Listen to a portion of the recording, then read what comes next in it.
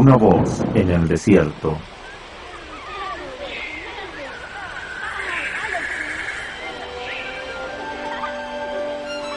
Un oasis de descanso, un tiempo de respuestas a tu vida.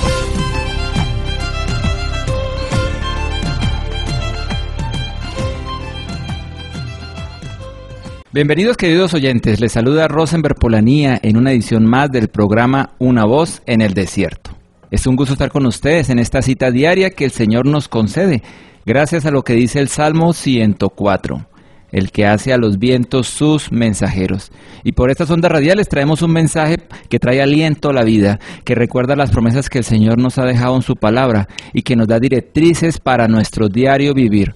Este es un programa dirigido para hombres y mujeres de todas las edades. Y hoy tengo una visita especial desde Colombia, el pastor Héctor Barrero, quien ya nos ha acompañado antes, del Ministerio Comunión de Gracia Internacional, que hoy continuará la segunda parte de un tema que comenzamos hace un tiempo. Muchas gracias por acompañarnos, pastor Héctor. Muy amable por invitarme. Bueno, hoy vamos a tener la segunda parte. Estuvimos hablando del tema del sabatismo o todo lo relativo a la parte que pues hoy en día algunas iglesias cristianas evangélicas se enfatizan mucho. El pastor tiene un bagaje muy grande en esto. Si usted quiere volver a escuchar ese tema de nuestra primera parte, en la página web www.unavozeneldesierto.org, en el menú Audios e Entrevistas, busca pastor Héctor Barrero, sabatismo. Yo le puse así para reconocer que ese es el tema, el énfasis de todo lo que vamos a hablar hoy. Él va a explicarnos la verdad a la luz de la palabra. Y vamos a orar primero que todo, pastor, para entregar este tiempo en manos del Señor y que sea dirigiendo todo. Bueno, Señor, te damos muchas gracias una vez más por este privilegio de poder hablar y enseñar tu palabra. Te pedimos, Señor, que todo lo que se haga acá en este programa sea dirigido por ti, Señor, que tu Espíritu Santo nos alumbre el entendimiento, como pedía Pablo, que nos abra los ojos para entender los misterios que está en tu palabra, que podamos ser enseñados, que aún todo pensamiento vaya cautivo a los pies de Cristo para poder ser ilustrados por tu palabra, Señor. Te entregamos este tiempo y te damos muchas gracias, Señor, por esta oportunidad. En el nombre de Jesús, amén. Amén, amén. Bueno, pastor, la vez pasada tuvimos parte de su testimonio personal cuando la enseñanza oficial de la iglesia era muy enfatizada en el Antiguo Testamento realmente, cuando la gracia no alumbraba, cuando estaba minorada, pero tuvimos un programa muy rico en esa experiencia y esta segunda parte queremos hacerlo ya más sustentado para que aquellas personas que tal vez están en un culto evangélico muy enfatizado al sábado, ustedes ya saben que existen, pero queremos darle el sustento bíblico. Y obviamente sabemos que ustedes tienen esa buena preparación porque ahora nadan en la gracia, ¿cierto, pastor? Bueno, muy bien.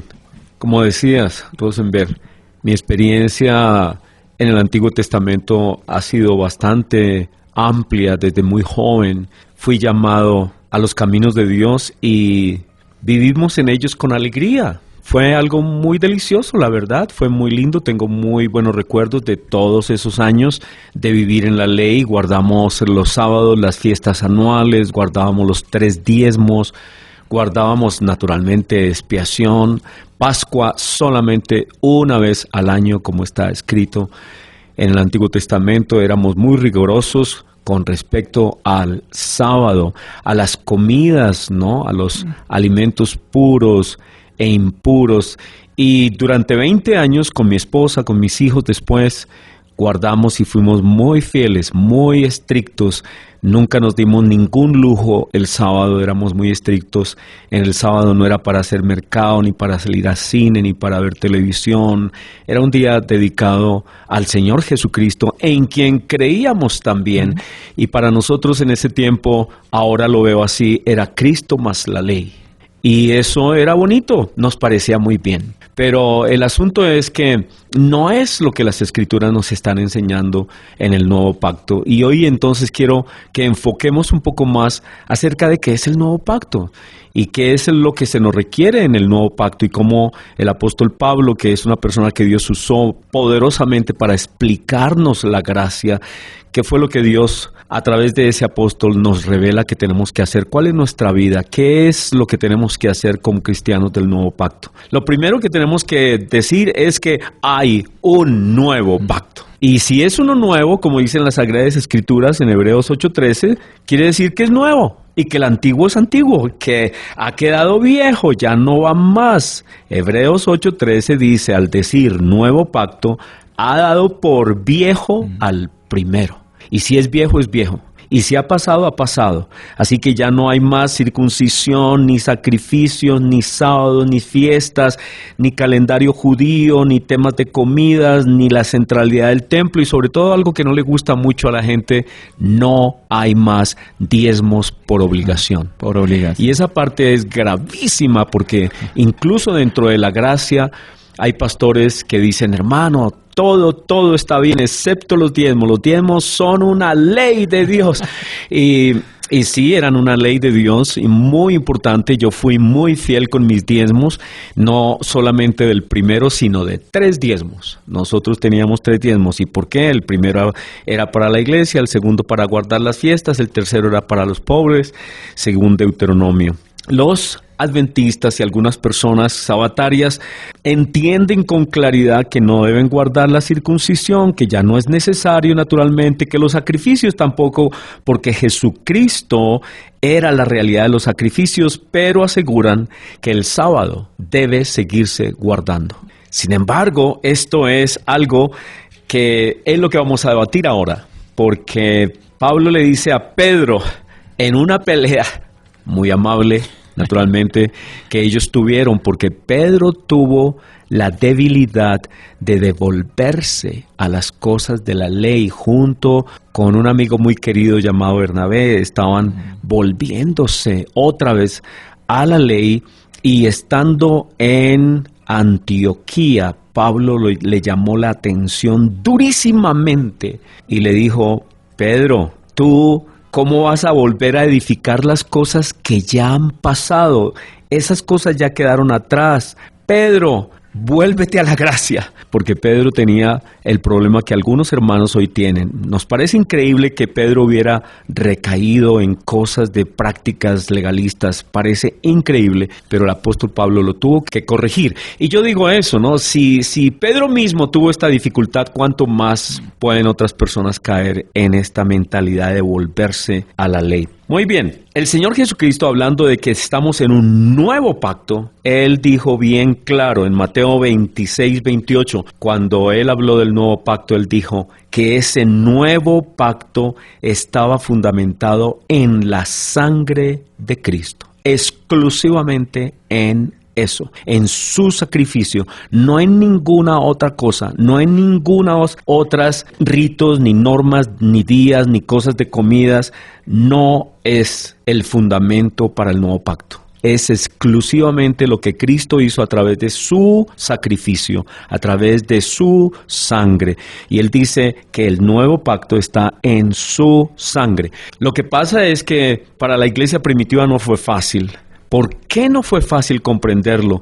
Porque llevaban 1500 años practicando la ley. 1500 años desde Moisés, desde el Sinaí. Y para ellos era muy complicado comprender lo que Cristo estaba diciendo. Tomó tiempo. Y es ahí donde vienen los problemas de muchas personas, que ellos van allá a la historia de la iglesia primitiva, a la historia de lo que sucede, y se relata en el libro de los Hechos, y ven que la iglesia todavía guarda cosas. Y entonces dicen, mira, la iglesia primitiva guardaba esto, y guardaba aquello, y guardaba el sábado todavía. Y hay un relato en Hechos 20 donde dice que cuando Pablo estuvo allá en Jerusalén en una ocasión, se le acercaron los hermanos y le dijeron, Pablo, ¿tú te das cuenta cuántos miles de judíos han creído y todos son celosos de la ley? Y entonces pueden tomar esos argumentos y decir, ¿te das cuenta, hermano? Aquí vemos la iglesia primitiva guardando la ley. Pero tenemos que tener en cuenta que era un proceso. Ellos no pudieron todavía comprender las cosas, no podían deshacerse de una carga cultural tan enorme de 1500 años de guardar la ley. No podían salir de esto en cuestión de 3 días. Era parte de su esencia como israelita. Era su esencia, era su vida, era su identidad. Tenían tantas historias, tantos relatos, tantas angustias, por ejemplo, por haber quebrantado el sábado, que fueron llevados en esclavitud y todo demás, y tenían tanto temor de no guardar la ley, que no comprendían lo que Cristo había venido a hacer por gracia, y entonces se aferraban a eso como su identidad, y lo que hicieron fue creer en Cristo y en la ley. Y eso es lo que todavía sucede. Cada generación de hermanos que no conocen a veces las Escrituras ni el proceso de todas estas cosas, van y abren las Escrituras, van y toman los 10 mandamientos que son el fundamento del antiguo pacto. Eso dice en Éxodo 34, dice con claridad que los 10 mandamientos y las tablas de la ley estaban en el arca como el fundamento de ese pacto antiguo. Y claro, el mandato central de allí, de esos 10 mandamientos con respecto a ritos y prácticas, era el sábado. Y entonces fue muy difícil para los hermanos, muy complicado. Y el apóstol Pablo es un ejemplo de cuán complicado era hacer esa transición, pero al mismo tiempo un ejemplo de una persona que hizo la transición. El apóstol Pablo no fue fácil para él, y el relato que todos lo sabemos está en Hechos 9 de cómo Dios lo llama. No es que él encuentra a Dios porque estaba guardando la ley. Pablo estaba guardando la ley y era celoso, era una persona correcta, era una persona intachable, era una persona irreprensible. Es decir, que nadie podía decir de Pablo: oye, Pablo, tú quebrantaste el sábado, tú no guardaste esta fiesta, tú no guardaste tal rito. Nadie lo podía a él señalar, porque era una persona intachable, y tan correcto era que tenía un celo por la ley, que apenas oyó decir que habían personas que estaban predicando a un tal Jesús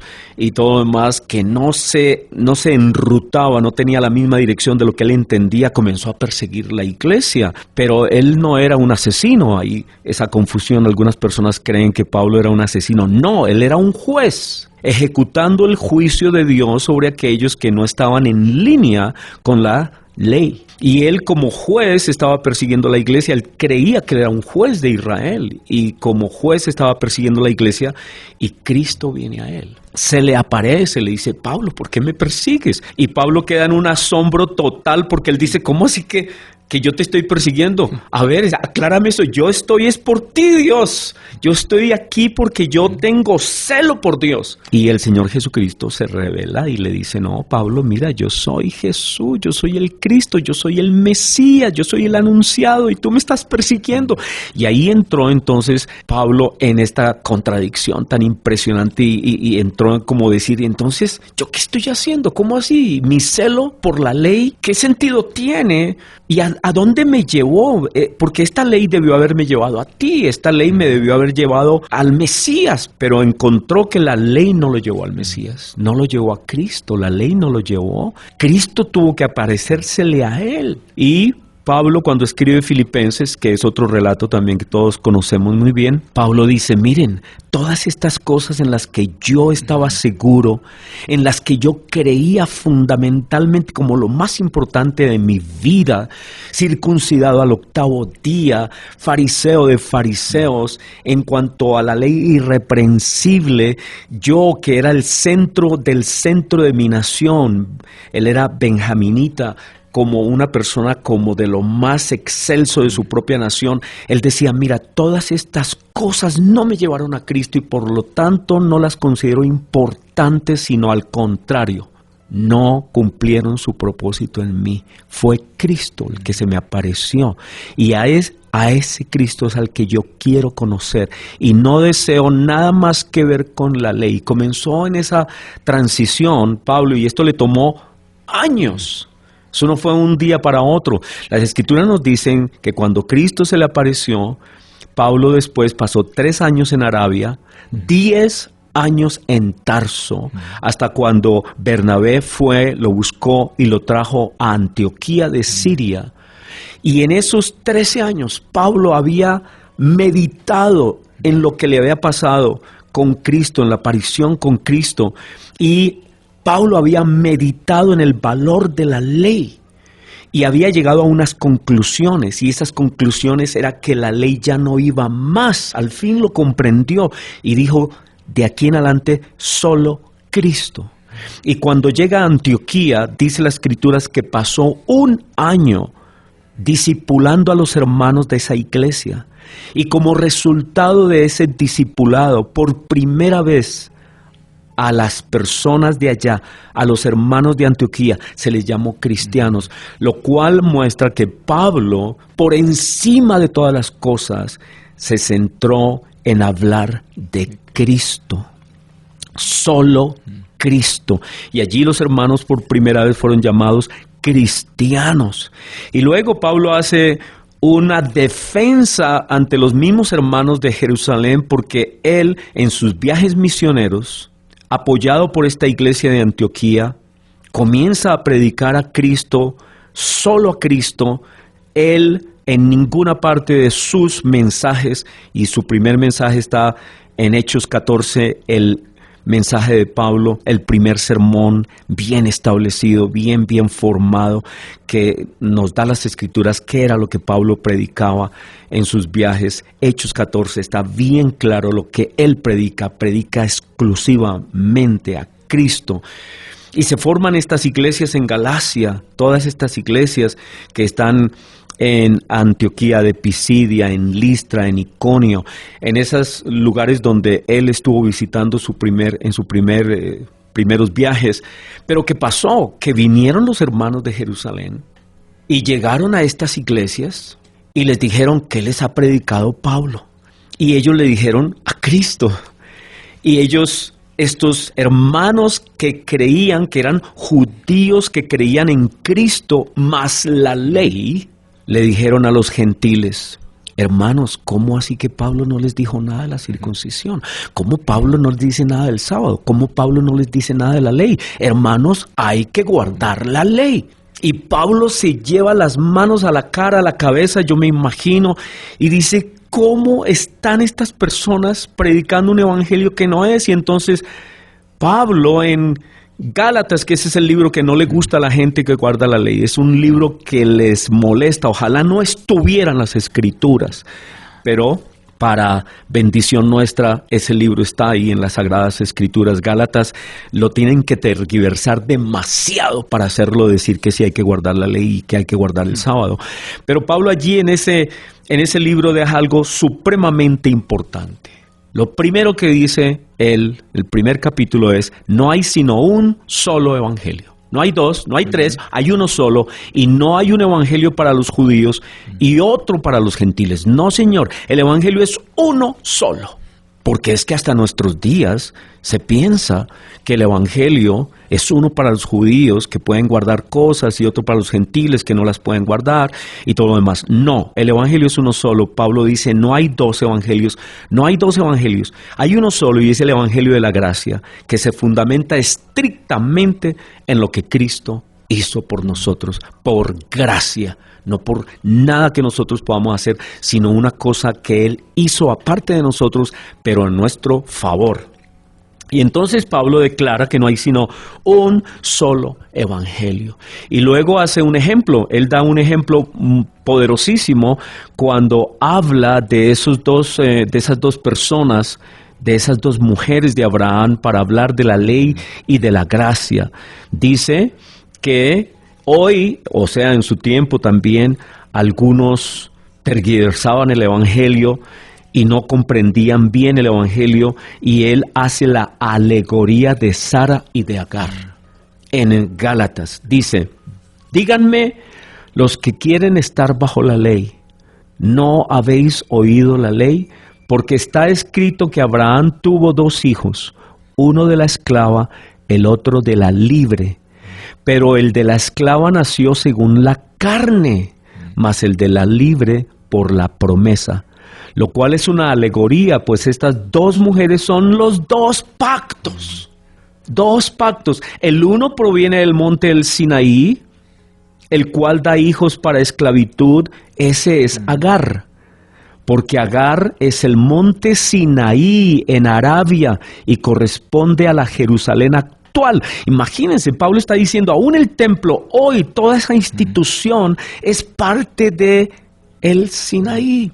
Pues esta junto con sus hijos están en esclavitud. Mas la Jerusalén de arriba, la cual es la madre de todos nosotros, es libre. Porque está escrito, regocíjate, oh estéril, tú que no das a luz, prorrumpe en júbilo y clama tú que no tienes dolores de parto, porque más son los hijos de la desolada que de la que tiene marido. Así que, hermanos, nosotros como Isaac somos hijos de la promesa.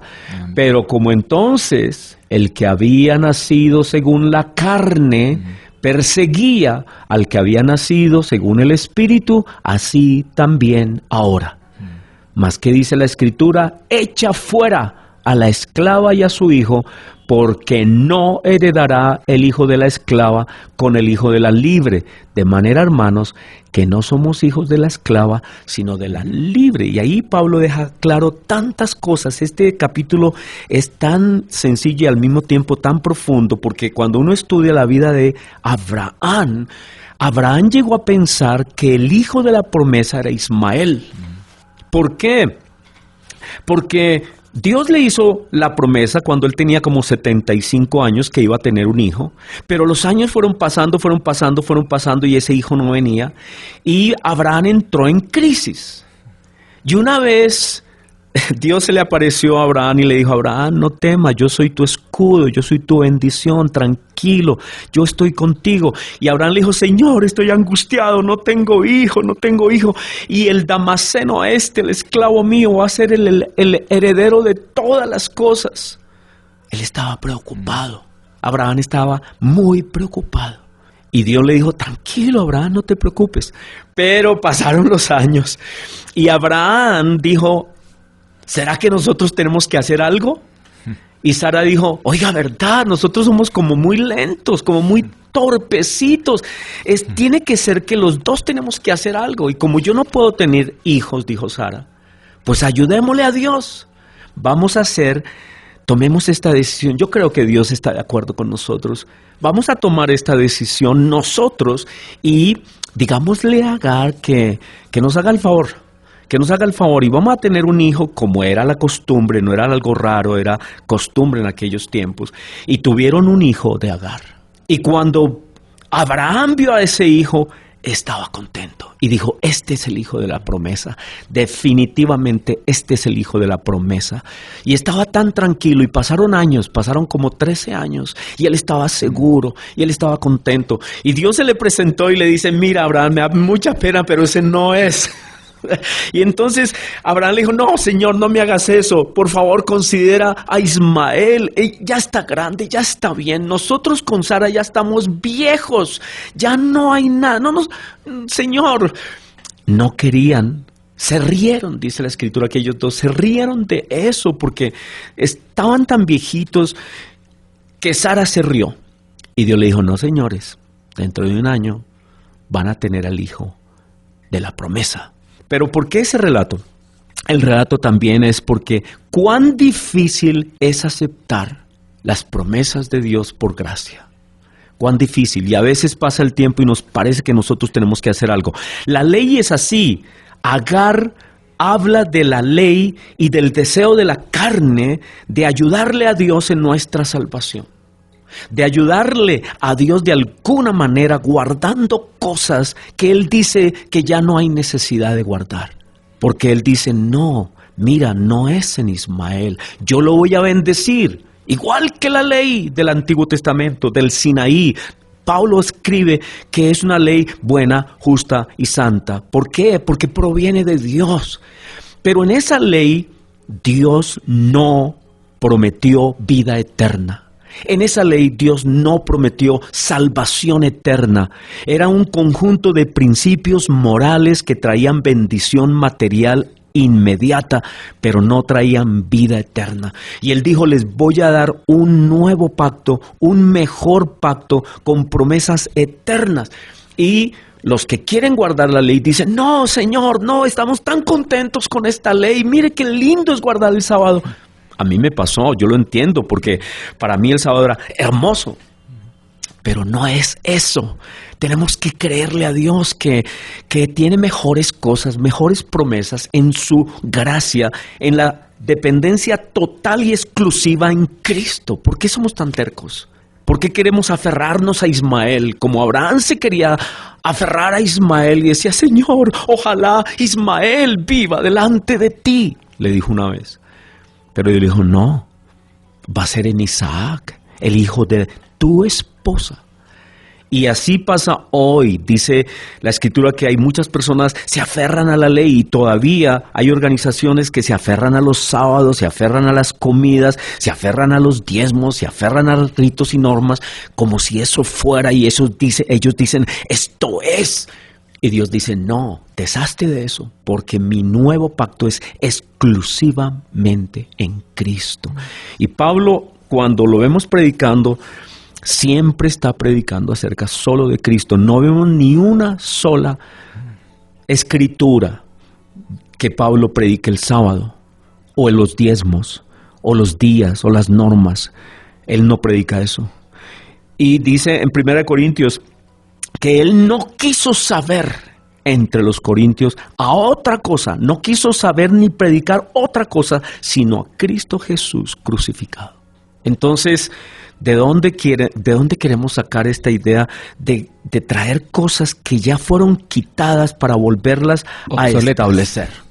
Están obsoletas, aunque no son malas. Es más, Pablo en el capítulo 14 de Romanos dice, el que guarda un día pues lo guarda para Dios, y el que no lo guarda para Dios no lo guarda. Es decir, hay cierta libertad, pero el gran problema con algunos hermanos es que ellos quieren obligar a los demás a guardar el día que ellos guardan.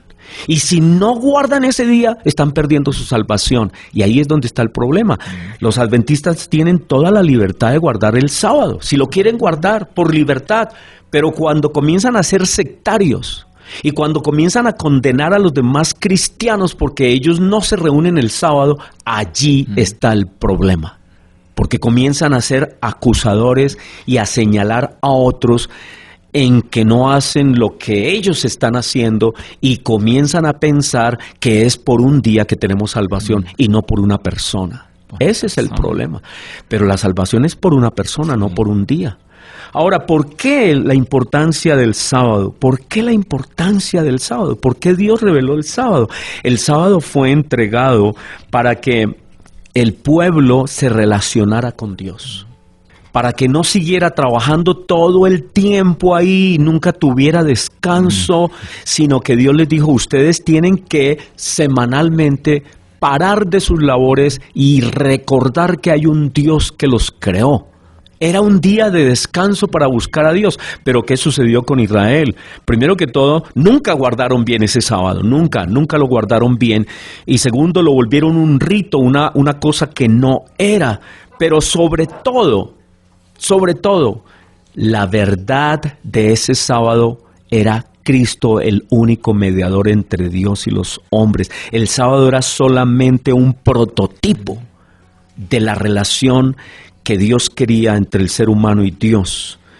Y cuando Cristo viene, en Mateo 11, Él dice, todo el que esté cargado, todo el que se sienta que está sin descanso, venga a mí y yo los haré descansar. Sábado significa descanso. Un día en sí no nos hace descansar, es Cristo el que nos hace descansar. Y por eso Pablo también en Hebreos capítulo 2, 3, 4, dice que Israel no entró en ese reposo, no entraron en ese descanso, nunca pudieron entrar, siempre fueron desobedientes, como Esteban predicó, dice, ustedes siempre resisten al Espíritu Santo, nunca lo pudieron guardar bien. Y cuando Pablo en Hechos 15 fue allá a debatir con los hermanos sobre lo que le iban a enseñar a los gentiles, Pedro se levantó y les dijo a todos, hermanos, ¿por qué les vamos a imponer a los gentiles cosas que nosotros ni nuestros padres hemos obedecido? ¿Por qué les vamos a imponer a ellos cosas que nosotros no hemos podido durante 1500 años? ¿Por qué se las vamos a poner ahora a los gentiles? Y Pablo dijo, cierto, ¿para qué imponer esto? Crean por gracia en la obra de Cristo. que es una salvación que Él hace por gracia. Así que no es Cristo más la ley, es Cristo solamente.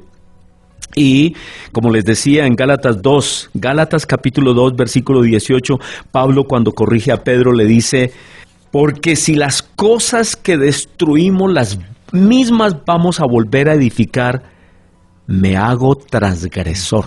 Es decir, si Cristo vino y dio su vida por nosotros y nos dice que Él es el nuevo pacto, dejando atrás el antiguo pacto, ¿por qué queremos levantar otra vez el antiguo? ¿Qué sentido tiene? ¿Quiere eso decir que el antiguo pacto es malo? No. Pablo dice que es bueno, pero ya no es requerido. Lo que necesitamos es creerle a Cristo. ¿Por qué queremos construir cosas que no son requeridas e imponérselas a los hermanos? ¿Qué necesidad tenemos de hacer eso? ¿Por qué tenemos que decirle a los hermanos que pueden comer esto o aquello y todo más que ya no es requerido? Que eran normas además que no tenían nada que ver con la salvación, eran normas de higiene, normas que no tienen nada que ver con el tema espiritual. Pero bueno, así que veamos ahora qué es entonces el nuevo pacto. Ya dijimos lo fundamental, está fundamentado en la obra de Cristo. Y esa obra de Cristo se hizo desde antes de la fundación del mundo, se determinó que Él iba a venir y que todo el antiguo pacto era simple y sencillamente un prototipo, un anuncio de ese nuevo pacto. Sombra. Todo eso era una sombra, exacto, todo eso era una sombra. ¿Y por qué el antiguo pacto? Para que nos diéramos cuenta que nosotros mismos no lo podemos guardar. No podemos. ¿Por qué le imponemos cosas a la gente que la gente no puede? Y la gente, pues a la gente le gusta el rito. A mí me encantaba el rito y comenzar el sábado a las 6 de la tarde y todo lo demás. Y bueno, los panes sin levadura, todo eso es muy bonito. Pero tienen un gran problema. Se vuelve uno sectario además. Se vuelve uno muy sectario. Y uno se siente mejor por las cosas que hace, por los ritos que hace y no por lo que el nuevo pacto nos dice que debemos hacer. Porque en el nuevo pacto se nos da otra cosa, que es lo que tenemos que hacer. Así que el nuevo pacto entonces está declarado en un versículo bien sencillito. Lo dejó Pablo bien clarito, bien sencillo, que nos parece tan elemental que la gente dice, no, eso tan fácil. Eso tan fácil no puede ser, no me gusta, eso es demasiado fácil, hay que imponerle a la gente cosas. Pero dice así Colosenses 1:27, Cristo en vosotros, la esperanza de gloria. Punto. ¿Qué quiere decir eso? Que Cristo en nosotros es el nuevo pacto. ¿Y quién hace eso? El Espíritu Santo. ¿Quién es el que nos llama? Él. ¿Quién nos justifica? Él. ¿Quién nos redime? Él. ¿Quién nos limpia? Él. Todo descansa en la obra de Cristo. ¿Quién nos santifica? Él. ¿Qué nos corresponde a nosotros? Alzar nuestros brazos y confesar, Señor Jesús, tú eres mi Señor. Haz en mí tu obra. Transfórmame conforme a tu voluntad. Y eso tenemos muchas escrituras de cómo Dios transforma a las personas por su espíritu, por su poder. Y cuando escribe la ley, no es la ley del Antiguo Testamento, es la ley de la mente de Cristo, de la manera de pensar de Jesús. Cristo está siendo formado en nosotros. Y Él dice que Él comienza esa obra hasta que todos lleguemos a la plenitud de la estatura de Cristo. Y Cristo es mucho más que el sábado y que comidas y ritos y no tomar café o si tomar café o comer carne o no comer carne y si tienes camas o no tienes camas. Todas estas cosas son secundarias. Es la mente de Cristo. Y como les decía, en eso se resume el nuevo pacto. En ninguna parte Pablo enseña y predica cosas del Antiguo Testamento. Las listas que tenemos en el Nuevo Testamento de la vida cristiana, de lo que Pablo dice y describe como la vida cristiana, por ninguna parte incluyen sábados ni ritos, nada de eso. Por ejemplo, vamos a ir a Colosenses y en el capítulo 3 de Colosenses nos dice cuál es la vida cristiana. Colosenses 3 habla ahí Pablo sobre la vida cristiana y dice así: Si pues habéis resucitado con Cristo, buscad las cosas de arriba, donde está Cristo sentado a la diestra de Dios. Poned la mira en las cosas de arriba, no en las de la tierra, porque habéis muerto y vuestra vida está escondida con Cristo en Dios. Cuando Cristo vuestra vida se manifieste, entonces vosotros también seréis manifestados con Él en gloria. Haced morir pues. Mire lo que Pablo dice, ¿cuál es la vida cristiana en el nuevo pacto? Porque algunos creen que como ya no guardamos el sábado, entonces estamos sin ley, que ya hacemos lo que se nos da la gana, que ya hacemos lo que queremos. No, Señor. El cristiano tiene la mente de Cristo. Y Pablo describe lo que es la vida cristiana, ya no en ritos, ya no en comidas, ya no centrada en días, ya no centrada en cosas que podemos hacer de ritos, no. Miren lo que Pablo dice, esta es la vida cristiana, esta es la prueba de la vida de Cristo en el creyente. Haced morir pues lo terrenal en vosotros, fornicación, impureza, pasiones desordenadas, malos deseos, avaricia, que es idolatría, cosas por las cuales la ira de Dios viene sobre los hijos de desobediencia, en las cuales vosotros también anduvisteis en otro tiempo cuando vivíais en ellas. Pero ahora dejad también vosotros todas estas cosas: ira, enojo, malicia, blasfemia, palabras deshonestas. No mintáis los unos a los otros, habiéndoos despojado del viejo hombre con sus hechos. Revestíos del nuevo hombre, el cual conforme a la imagen del que lo creó se va renovando hasta el conocimiento pleno, donde no hay judío ni griego, circuncisión ni incircuncisión, bárbaro, escita, siervo, libre, sino que Cristo es el todo en todos. Vestidos pues como escogidos de Dios, santos, amados, de entrañable misericordia, benignidad, humildad, mansedumbre, paciencia, soportándoos unos a otros, perdonándoos unos a otros, si alguno tuviere queja contra otro.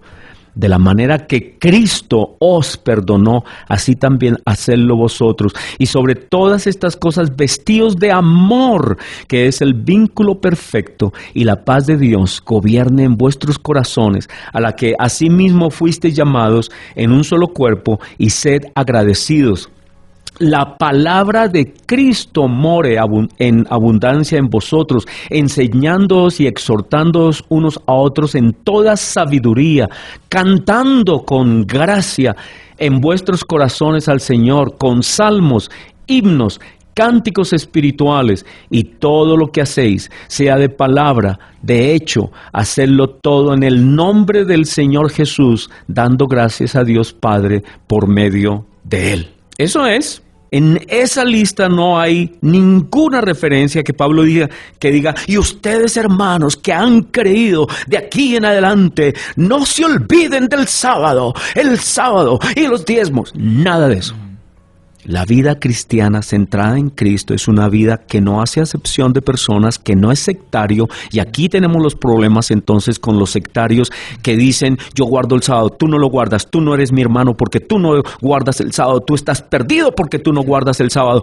Eso no dice aquí, porque Cristo derrumbó todas esas barreras y nos hizo todos, a los griegos, a los judíos, a los incircuncisos, a los bárbaros, a los libres, a los esclavos, todo nos hizo uno en Él. Y cuando tú pones barreras y dices: ay, es que yo guardo esto y usted no lo guarda, eso no es el Evangelio. El Evangelio es: en Cristo somos hermanos. Y la salvación es por Cristo, no por lo que yo guardo o por lo que yo no guardo.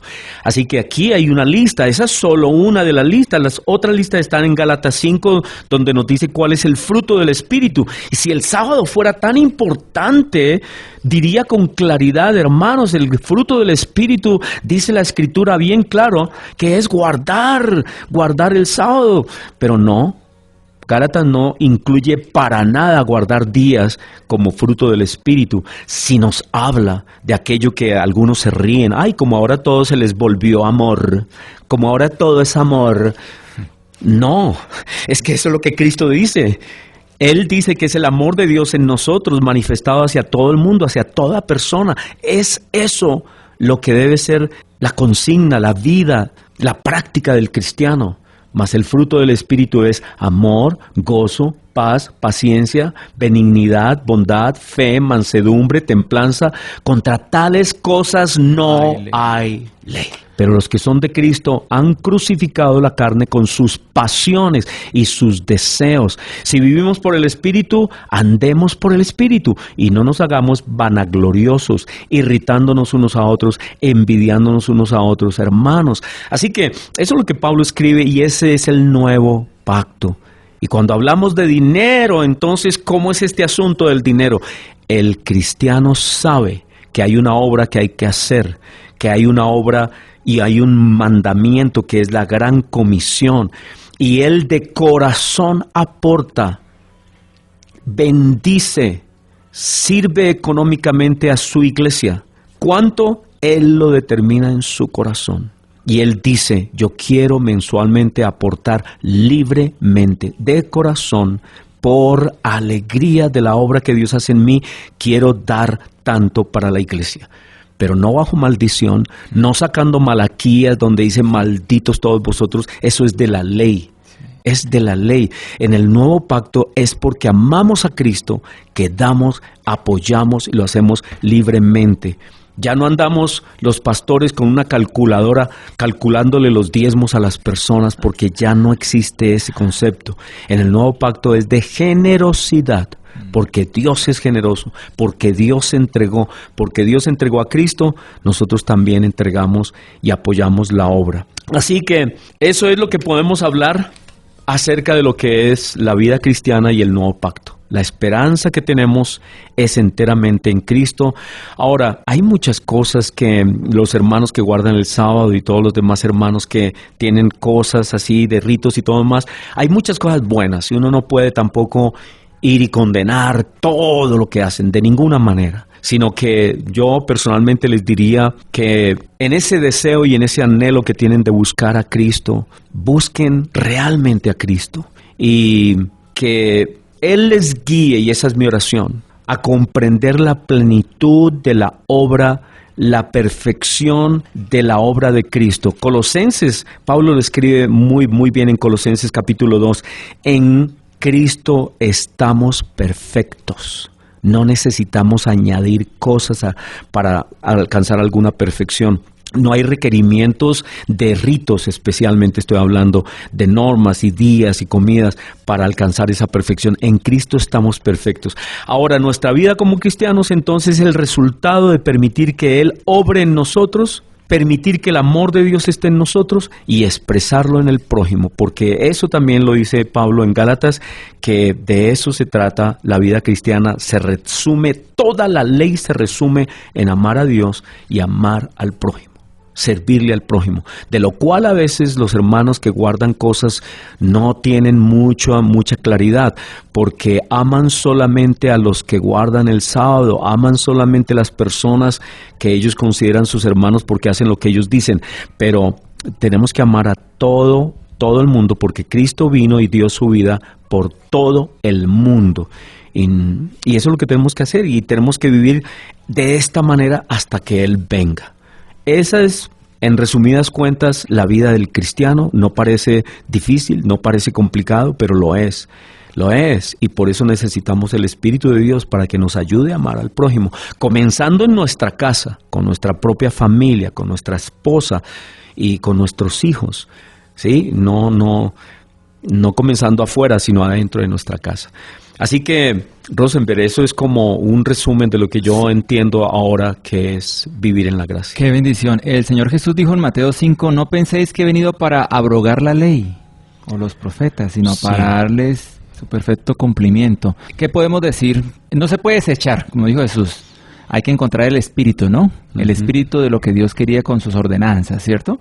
Sí, bueno, cuando el Señor Jesucristo está hablando ahí en Mateo 5 sobre esa parte, Él muy claramente lo dice, que Él no vino a hacer a un lado la ley, Él vino a cumplir todo.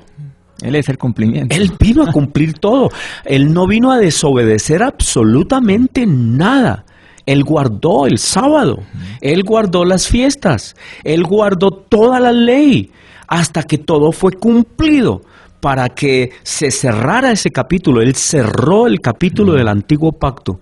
Al obedecerlo, lo guardó perfectamente y con su obediencia cerró el capítulo del Antiguo Testamento y dijo: todo es cumplido, todo se ha cumplido.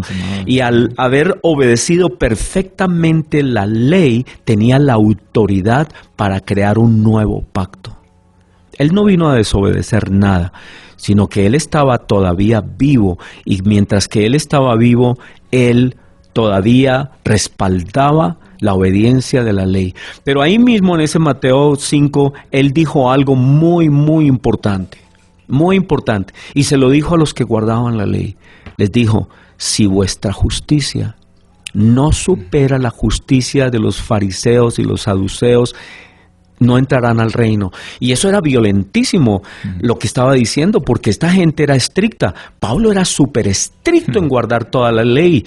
Y yo creo que si yo le hubiera dicho, yo personalmente, no, un ejemplo, le hubiera dicho: Pablo, si tú no guardas perfectamente, mejor de lo que estás haciendo, la ley, no entras al reino, Pablo hubiera dicho: ¿usted qué me viene a decir? Yo soy sin ninguna tacha, mi vida no tiene ninguna tacha. Eso muestra, como ya lo habíamos dicho, que guardar perfectamente la ley no daba salvación. Cuando Cristo está diciendo ahí: si ustedes no guardan mejor la ley, que todos los mejores que la guardan no entrarán al reino, estaba diciendo: si ustedes no creen en mí, que soy el único perfecto, no van a entrar al reino. Porque ninguno podía guardar la ley tan perfectamente como todos esos que ya la estaban guardando. Mucho menos los gentiles la iban a guardar perfectamente, que no tenían tradición. Entonces lo que nos está diciendo es: miren, si ustedes no superan la ley, si ustedes no van más arriba de la ley y se encuentran conmigo, no van a entrar al reino. Cristo lo que nos está diciendo es: miren, la ley llega hasta cierto nivel. Y ustedes pueden tener cierta bondad, y ustedes pueden vivir bien y todo, y pueden tener reputación de hacer cosas muy bien. Pero si ustedes no superan la ley y llegan y se encuentran conmigo, si no se encuentran conmigo, no pueden entrar. Porque Cristo es el único que da vida eterna. Y ellos no lo comprendieron en el momento, pero después ellos fueron comprendiéndolo. Pedro lo fue comprendiendo, los apóstoles fueron comprendiéndolo. Ellos no lo comprendieron inmediatamente. Es más, Cristo murió y se decepcionaron. Cristo incluso resucitó y como que todavía estaban dudando. Así que ellos lo llegaron a comprender después. La ley llega hasta cierto nivel. De ahí en adelante confiamos exclusivamente en Cristo para nuestra vida eterna. Amén. Pastor, ¿y qué podemos decir se enseña todavía que la manera de ser bendecido es cumpliendo Deuteronomio 28? Mejor dicho, cumpliendo la ley para que esas bendiciones me persigan, las que están detalladas en Deuteronomio 28. Es como tener un pie en la ley para decir: esta es la manera en que Dios me puede bendecir. Bueno, el antiguo pacto tenía definitivamente bendiciones, no hay duda. Tenía bendiciones y tenían muchas promesas. El antiguo pacto tenía promesas de prosperidad económica, material, tenía promesas de la tierra prometida, tenía promesas de ser libertado de los enemigos, de ganar las guerras, de tener alimento a tiempo, las lluvias a tiempo, de prosperidad económica y todo lo demás. Y esas bendiciones es las que ellos recibirían si obedecían la ley. Si no obedecían la ley, como de hecho también sucedió, serían llevados en esclavitud. Dios diría: bueno, eso es lo que ustedes quieren, entonces tranquilos, yo dejo que ustedes reciban lo que merecen. Y lo que merecían era esclavitud. Y se fueron en esclavitud porque desobedecieron muchas veces. Pero hoy traer esas cosas del antiguo pacto al nuevo pacto, eso es como un remiendo de paño viejo en paño nuevo. O buscar el regalo más barato al verdadero regalo grande. ¿Por qué? Porque si a mí me están regalando un reloj de 30,000 pesos y tengo un reloj de 20 millones de pesos, buscar el de 30,000 pesos, eso no tiene sentido. Y lo voy a explicar de la siguiente manera. Algunas personas hacen mucho énfasis en la riqueza de Abraham, por ejemplo. Ay, que Abraham era un hombre muy rico porque obedecía a Dios, tenía muchas ovejas y tenía muchos ganados y por eso entonces tenemos que obedecer a Dios. Pero nunca Abraham hizo énfasis en su riqueza material como la esperanza que él tenía. Nunca. De hecho, las Escrituras, cuando hablamos en Hebreos 11, que habla de las personas de la fe, Abraham dice que su verdadera riqueza nunca fue nada material. Él nunca esperó en sus ovejas, en la cantidad de sus ganados. Esa no era su esperanza. Mira lo que dice aquí. Por ejemplo, por la fe Abraham, siendo llamado, obedeció para salir al lugar que había de recibir como herencia y salió sin saber a dónde iba. Y por la fe habitó como extranjero en la tierra prometida, como en tierra ajena, morando en tiendas con Isaac, coherederos de la misma promesa. Para citar solo a Abraham de todos los que hay acá. El versículo 13 dice, conforme a la fe murieron todos estos sin haber recibido lo prometido, sino mirándolo de lejos, creyéndolo, saludándolo, confesando que eran extranjeros, peregrinos sobre la tierra, porque los que esto dicen claramente dan a entender que buscan una patria. Pues si hubieran estado pensando en la patria de donde salieron, ciertamente tenían tiempo de volver, pero anhelaban una mejor, esto es, una celestial. ¿Qué era lo que anhelaba Abraham? Una patria celestial. Él nunca esperó en sus promesas materiales. Él nunca hizo énfasis, ni su fe estaba ligada a cosas materiales. Él creyó en lo que hoy el cristiano cree, que tenemos una promesa en Cristo, vida eterna en Cristo. Lo mismo dice de Moisés, dice que Moisés rehusó llamarse hijo de la hija del faraón, escogiendo antes ser maltratado con el pueblo de Dios que gozar de los deleites temporales del pecado, cosas materiales, teniendo por mayores riquezas el vituperio de Cristo que los tesoros de los egipcios, porque tenía puesta su mirada en esa ciudad celestial, en el galardón de Cristo. Estos hombres fueron grandes no porque tenían ovejas o porque tenían miles de animales y tierras. No, ellos fueron grandes porque vieron con anticipación lo que el cristiano hoy tiene que ver. El reino de Cristo, la vida eterna en Cristo. La verdadera promesa en la que ellos creyeron fue en el reino de Cristo celestial. Su corazón no estaba en cosas materiales.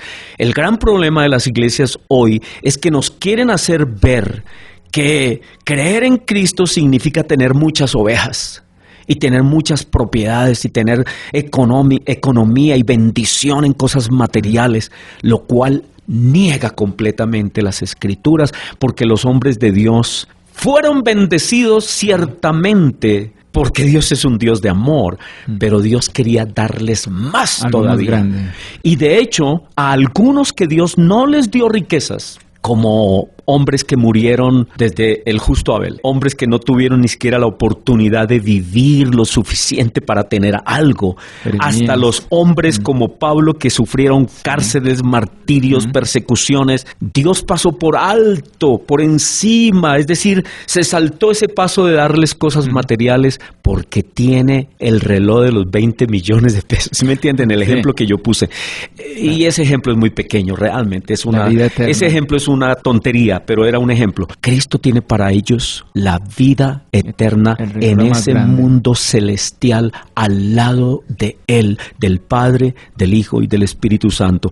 Eso es. Amén, amén. Bueno, el tiempo se nos fue. Quedaron más preguntas en el tintero. Muchas gracias, Pastor Héctor. Yo le invito a los oyentes que no han podido escuchar las dos series que busquen en la página web www.unavozeneldesierto.org en el menú audios y en un ítem nuevo que se llamará Doctrina y Culto Sabatista. Muchas gracias, Pastor Héctor, de nuevo por esta enseñanza. Con mucho gusto. Y hasta pronto, oyente, nos encontraremos. Muchas gracias.